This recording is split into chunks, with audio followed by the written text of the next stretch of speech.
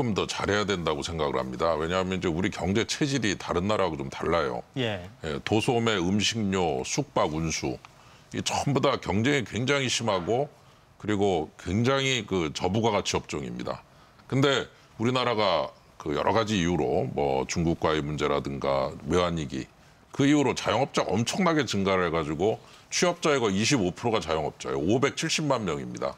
그리고 무급가족 종사자까지 합치면 거의 700만 명이 예. 이 어려운 업종에 계신데 지금 이제 의뢰 전쟁이라는 표현을 쓰셨지만 네.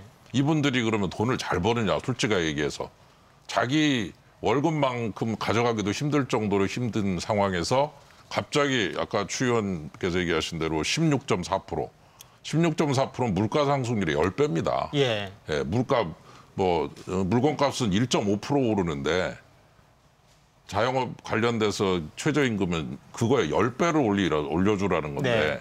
이건 아무리 봐도 경제학적으로 봐도 그렇고 실제적으로도 감당하기가 힘든 거죠. 그래서 돈을 잘 벌면 뭐 좀 더 올려줘도 좋지만 이렇게 힘들게 어렵게 계시는 분들이 570만에다가 무급가족 종사자까지 700만 명이 정말 혈투를 벌이고 있는데 거기다가 너는 월급 주는 사람이니까 월급 좀 더 줘라. 그런데 보니까 자기 월급보다 더 많이 줘야 되는 이제 이런 상황이 돼버린다. 예. 이게 이제 우리의 문제의 본질로 시작이 되는 거니까 이제 이거를 우리가 좀 이해를 좀 해주면서 그러니까 기업주라고는 하지만 참 그 월급 주는 분이긴 하지만 자기 월급 많이 못 받는 네. 분이거든요. 예, 그래서 그런 분들을 이해를 하고 우리가 이 문제를 쳐다보면 이제 거기서부터 문제가 좀 해결이 되지 않을까 그런 생각이 듭니다. 문제는 예.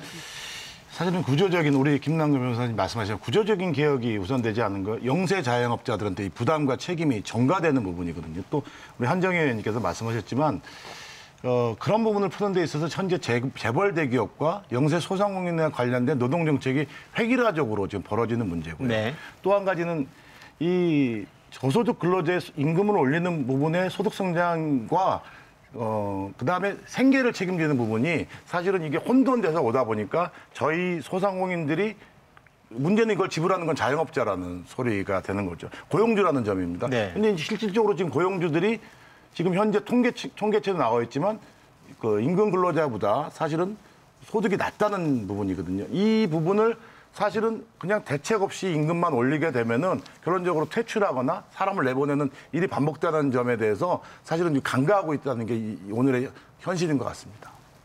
저희가 자꾸 이제 그 약간 막 이렇게 뭐랄까요 섞여서 얘기를 네. 하는데, 그러니까 자영업자는 자영업자인 것이죠, 그죠? 자영업자는 자영업자인 거죠. 그러니까 누군가를 채용하지 아니하고 무급 가족 종사자나 또는 본인 이렇게 해서 하는 게 자영업자고, 단 한 명이라도 무급가족 종사자가 아닌 누군가를 채용해서 이제 일을 한다라고 하면 그것은 소상공인의 형태로 정리를 좀 하는.